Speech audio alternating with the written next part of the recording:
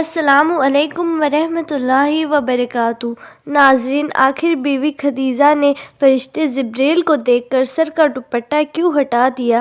آئیے آج ہم اس ویڈیو میں جانتے ہیں۔ جب حضور صلی اللہ تعالیٰ علیہ وسلم کی عمر 40 سال ہوئی تو اچانک آپ کے ساتھ کچھ عجیب و غریب چیزیں ہونے لگی۔ وہ اس طرح کہ جب آپ باہر گھومنے جاتے تو راستے کے ہر پیڑ و پتھر آپ کو سلام کرتے۔ اچانک آواز آنے لگتی، اے محمد السلام علیکم۔ یہ سن کر حضور صلی اللہ تعالیٰ علیہ وسلم پریشان ہو جاتے کہ آخر یہ آوازیں کدھر سے آ رہی ہیں، یہاں تو ہر طرف سناٹا ہی سناٹا ہے، کوئی نظر نہیں آتا، لیکن وہ آوازیں برابر آتی رہتی۔ اسی طرح اس زمانے میں حضور صلی اللہ تعالیٰ علیہ وسلم جو بھی خواب دیکھتے وہ بالکل سچ ثابت ہوتا۔ اگر خواب میں دیکھتے کہ میں فلاں انسان سے بات کر رہا ہوں یا کعبے کے پاس کھڑا نماز پڑھ رہا ہوں یا دور سے کوئی انسان مجھ سے ملنے آ رہا ہے تو اگلے دن وہ سبھی باتیں بالکل سچ ہو کر نظر آتی۔ یہ سب دیکھ آپ صلی اللہ تعالیٰ علیہ وسلم بہت ہی پریشان رہتے تھے کہ آخر یہ میرے ساتھ کیا ہو رہا ہے۔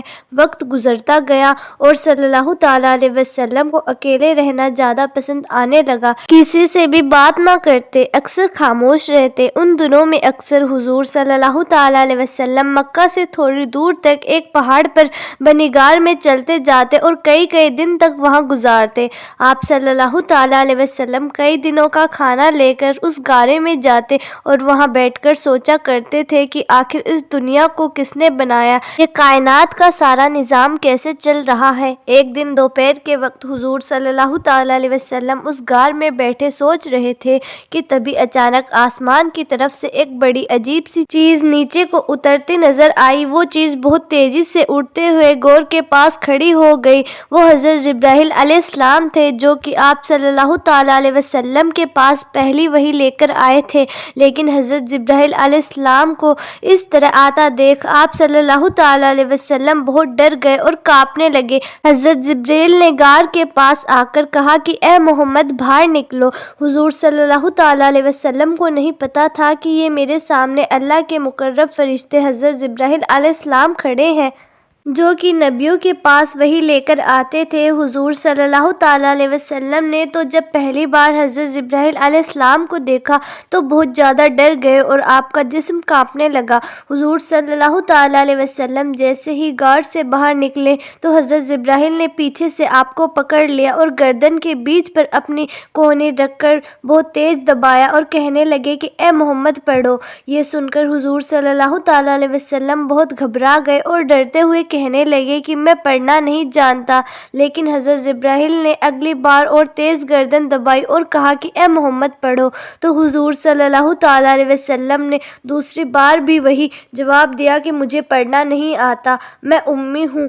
جب اللہ کے رسول صلی اللہ تعالیٰ علیہ وسلم نے اس بار بھی وہی جواب دیا تو حضرت جبرائیل نے تیسری بار حضور صلی اللہ تعالیٰ علیہ وسلم کو اتنی تیز دبایا کہ اللہ کے رسول فرماتے ہیں کہ مجھے اس وقت محسوس ہوا کہ جیسے میری جان نکل جائے گی، اور پھر حضرت جبرائیل نے کہا کہ اے محمد پڑھو۔ جب حضرت جبرائیل نے تیسری بار حضور صلی اللہ تعالیٰ علیہ وسلم کو دبایا تو اسی وقت اللہ کی طرف سے ایک تسلی حضور صلی اللہ تعالیٰ علیہ وسلم کی طرف آئی اور آپ کے جسم میں شامل ہو گئی۔ وہ تسلی سے ایک ایسی طاقت تھی کہ جس کی وجہ سے حضور صلی اللہ تعالیٰ علیہ وسلم وحی کے بوجھ کو برداشت کر لیتے، ورنہ قرآن میں اللہ تعالیٰ نے فرمایا ہے کہ اگر اس قرآن کو ہم پہاڑ پر بھی نازل کر دیتے تو شاید پہاڑ بھی اسے برداشت نہ کر پاتا اور ریزہ ریزہ ہو کر ختم ہو جاتا، لیکن اللہ نے حضور صلی اللہ تعالیٰ علیہ وسلم کا دل ایسا مضبوط بنا دیا تھا کہ آپ صلی اللہ تعالیٰ علیہ وسلم نے آرام سے اس قرآنی وحی کے بوجھ کو برداشت کر لیا۔ اس لیے جب حضرت جبرائیل علیہ السلام نے تیسری بار حضور صلی اللہ تعالیٰ علیہ وسلم کو دبایا اور اللہ کی تسلی آپ کے دل میں شامل ہو گئی تو اللہ کے رسول صلی اللہ تعالیٰ علیہ وسلم نے پڑھنا شروع کر دیا اور پھر حضرت جبریل نے سورہ اقرا بسم کی 5 آیت پڑھ کر سنائی کہ جس کا مطلب تھا کہ اے محمد پڑھو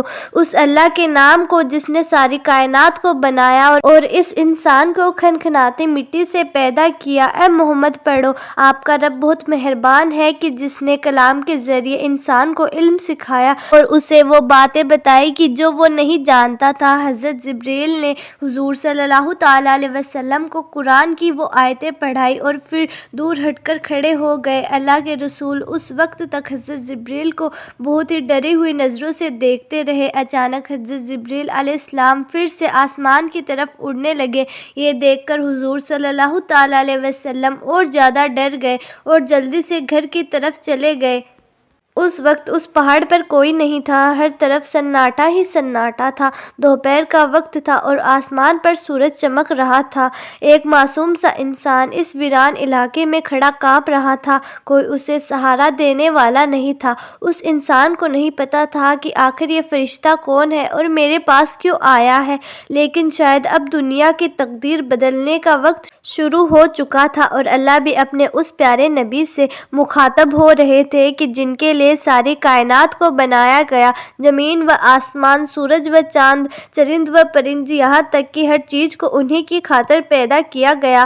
آج اس معصوم نبی کو اس ویران علاقے میں ساری دنیا کو صحیح راہ پر لانے کی ذمہ داری دی جا رہی ہے۔ لوگوں کو بتایا جا رہا تھا کہ اے لوگو، اب وہ نبی آ چکا ہے کہ جس کا دنیا کی ہر چیز انتظار کر رہی تھی، وہ نبی آ چکا ہے کہ جس کے ایک آنسو پر آسمان کے تہلاکے مچ جائیں گے، وہ نبی آ چکا ہے کہ جس کی دعاؤں پر آسمانوں کے سارے فرشتے اس کی مدد کرنے آ جائیں گے۔ ہمارے نبی حضور صلی اللہ تعالیٰ علیہ وسلم اس وقت پہاڑ پر کھڑے حضرت جبریل علیہ السلام کو آسمان کی طرف جاتا دیکھ رہے تھے۔ آپ کا سارا جسم کانپ رہا تھا۔ جب حضرت جبریل علیہ السلام کو آنکھوں سے غائب ہوتا دیکھ تو آپ صلی اللہ تعالیٰ علیہ وسلم جلدی سے پہاڑ سے نیچے اترے اور تیز قدموں کے ساتھ اپنے گھر کی طرف چل دیے۔ اس وقت گھر میں آپ صلی اللہ تعالیٰ علیہ وسلم کی 3 بیٹیاں اور بیوی خدیجہ تھی۔ جیسے ہی ان سب نے حضور صلی اللہ تعالیٰ علیہ وسلم کا چہرہ دیکھا تو آپ اتنا ڈرے ہوئے تھے کہ آپ کا جسم کانپ رہا تھا۔ یہ حالات دیکھ کر حضرت خدیجہ دوڑتی ہوئی آپ کے پاس پہنچی اور کہنے لگی کہ آپ کو کیا ہو گیا ہے؟ اللہ کے رسول صلی اللہ تعالیٰ علیہ وسلم نے کوئی جواب نہ دیا۔ ساری لڑکیاں پریشان ہو گئی تھی کہ پتہ نہیں آج میرے والد کو کیا ہو گیا ہے، وہ اتنا ڈرے ہوئے کیوں ہیں۔ تھوڑی دیر بعد اللہ کے رسول صلی اللہ تعالیٰ علیہ وسلم نے اشارے سے کہا کہ اے خدیجہ میرے لیے چادر لے کر آؤ، مجھے بہت ڈر لگ رہا ہے۔ بڑی بیٹی زینب دوڑ کر گئی اور ایک چادر لے کر آئی۔ حضور صلی اللہ تعالیٰ علیہ وسلم چارپائی پر لیٹ گئے اور حضرت خدیجہ نے اوپر سے چادر ڈال دی۔ بہت دیر بعد جب حضور صلی اللہ تعالیٰ علیہ وسلم کی کچھ حالت ٹھیک ہوئی تو آپ چارپائی سے اٹھے۔ حضرت خدیجہ نے پنکھی کی ہوا دیتے ہوئے پوچھا کہ آپ کو کیا ہو گیا تھا، تو حضور صلی اللہ تعالیٰ علیہ وسلم نے بیوی کو ساری باتیں بتا دی اور پھر وہ آیتیں بھی پڑھ کر سنائی جو حضرت جبریل نے سکھائی تھی۔ اس کے بعد حضور صلی اللہ تعالیٰ علیہ وسلم کہنے لگے کہ اے خدیجہ مجھے اپنی جان جانے کا خطرہ ہے، تو یہ سن کر خدیجہ کہنے لگی کہ ایسا ہرگز نہیں ہو سکتا، میں اللہ کی قسم کھا کر کہتی ہوں کہ اللہ آپ کی عزت کو بھی داغدار نہیں کرے گا، کیونکہ آپ غریبوں کو سہارا بنتے ہیں، بھوکوں کو کھانا کھلاتے ہیں، یتیموں کی کفالت کرتے ہیں اور پریشان لوگوں کی مدد کرتے ہیں، تو آپ کا اللہ آپ کو کبھی ضائع نہیں ہونے دے گا۔ حضور صلی اللہ تعالیٰ علیہ وسلم کی گھبراہٹ کم نہیں ہو رہی تھی، تو حضرت خدیجہ نے کہا کہ آپ پریشان نہ ہوں، چلو میرے ساتھ میرے چاچا کے لڑکے ورقہ بن نوفل کے پاس چلو، وہ پرانی کتابوں میں ماہر ہے، مجھے یقین ہے کہ وہ آپ کے بارے میں ضرور کوئی اچھا مشورہ دیں گے۔ بھائیوں اور بہنوں، اس کے آگے کا واقعہ انشاءاللہ جلد ہی اپلوڈ کیا جائے گا کہ جس میں بتایا جائے گا کہ جب دوسری بار حضرت جبریل علیہ السلام حضور صلی اللہ تعالیٰ علیہ وسلم کے پاس آئے تو انہیں دیکھ کر خدیجہ نے اپنے سر سے دوپٹہ کیوں ہٹا دیا تھا اور پھر اللہ کے رسول صلی اللہ تعالیٰ علیہ وسلم اپنے آپ کو پہاڑ سے نیچے گرانے کی کیوں کوشش کرنے لگے۔ تو بھائیوں اور بہنوں، امید کرتی ہوں کہ آپ کو ہماری آج کی ویڈیو پسند آئی ہوگی۔ اگر آپ کو آج کی ویڈیو پسند آئی ہے تو آپ آپ سے گزارش یہی ہے کہ ویڈیو کو لائک کریں اور زیادہ سے زیادہ لوگوں تک شیئر کریں تاکہ یہ پیاری سی ویڈیو زیادہ سے زیادہ لوگوں تک پہنچ سکے اور آپ کو بھی اس کا ثواب مل سکے۔ اور نیکسٹ پارٹ کے لیے چینل کو سبسکرائب کر کے بیل آئیکن پریس کر لیں تاکہ آپ کو آنے والی نوٹیفیکیشن مل سکے۔ تو پھر جلد ہی ملتے ہیں اسی واقعے کے اگلے پارٹ کے ساتھ، تب تک کے لیے خدا حافظ۔